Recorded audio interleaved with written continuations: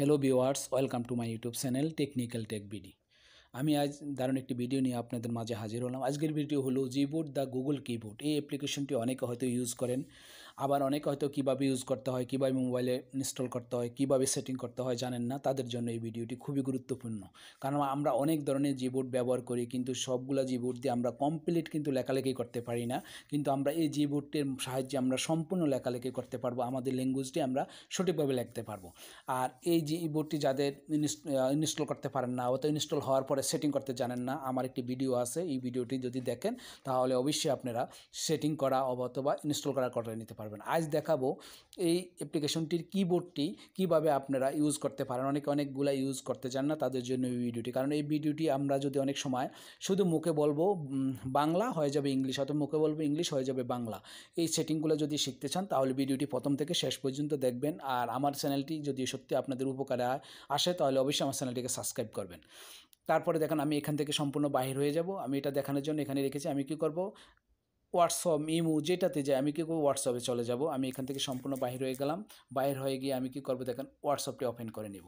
হোয়াটসঅ্যাপটি open করার পরে আমি যাকে মেসেজ দিব, যাই করব তা আমি দেখেন এখানে আমি ট্যাপ করে দিব।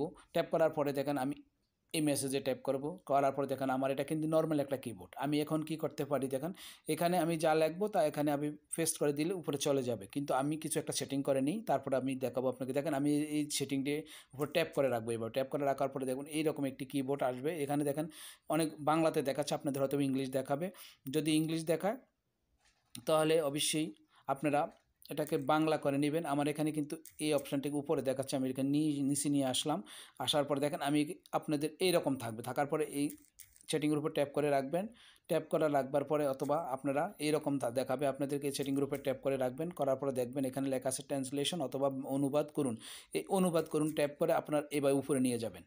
উপরে নিয়ে যাওয়ানোর পরে এই হলো কাজ শেষ। তারপরে দেখেন আমি যদি নর্মাল ইউজ করতে চাই এই সেটিংটার পরে, তাহলে আমি কি করব, এখানে ট্যাপ করে দিব। এখানে ট্যাপ করে আমি যা বলবো তাই কিন্তু হবে। যখন আমি আপনি কে, আমি এটা চেঞ্জ করে দিই। তারপরে আমি আবার এখানে ট্যাপ করব। ট্যাপ করে বলো আপনি কে।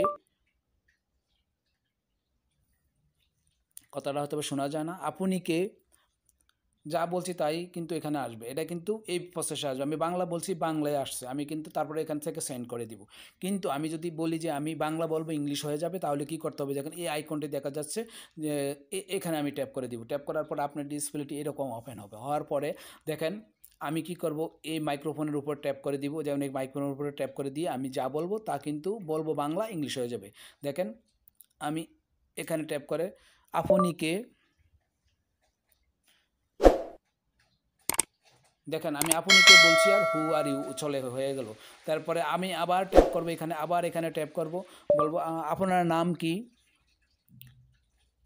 দেখেন আমার না লেখ, তারপরে এখান থেকে সেন্ড করে দিব। যেমন এইভাবে আপনি যদি কোনো আপনি হয়তো বা ইংলিশ তেমন একটা জানেন না, তাহলে যদি আপনি কথা বলতে চান তাহলে আপনি বাংলা এইভাবে বলে দিবেন। বললে সাথে সাথে এটা ইংলিশ হয়ে যাবে। হয়ে যাওয়ার পর কনভার্ট করে ইংলিশ হয়ে গেলে আপনি সেন্ড করে দিবেন। আমি আবার দেখে আপনাদের বোঝানোর জন্য এখানে আবার এই মাইক্রোফোনে ট্যাপ করে দিব। ট্যাপ করে আমি বলবো আপনি কি কাজ করেন।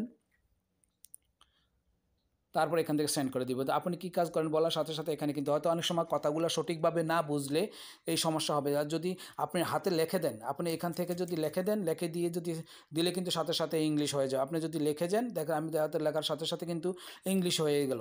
কিন্তু আর আপনি যদি বলেন যে না আমি মুখে বলবো, তাহলে মাইক্রোফোনে ট্যাপ করে দিয়ে আপনি যা বলবেন তা অটোমেটিক ইংলিশ হয়ে যাওয়ার পর আপনি এখান থেকে সেন্ড করে দিবেন। এই হলো এই জিবোর্ড গুগল দ্য কিবোর্ডের সেটিংটি। এই সেটিংটি হয়তো বা অনেকে কীভাবে ইউজ করতে হয় জানেন না, তারা কিন্তু এইভাবে দেখে আপনারা কিন্তু খুব সঠিকভাবে ইউজ করে নিতে পারবেন।